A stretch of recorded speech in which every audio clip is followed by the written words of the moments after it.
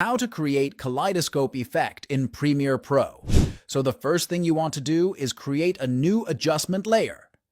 Drag it over our video layer right here. Now search for Replicate, which basically duplicates this clip for different times and aligns it perfectly in each corner. Now go over to the Replicate Ellipse Mask. You want to press Create Ellipse Mask and you want to invert it. Now, every mask we've created in this video, we're going to invert.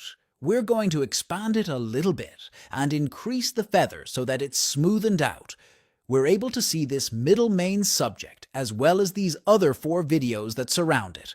But you can see on the side here between the top and bottom video layers, there's an edge.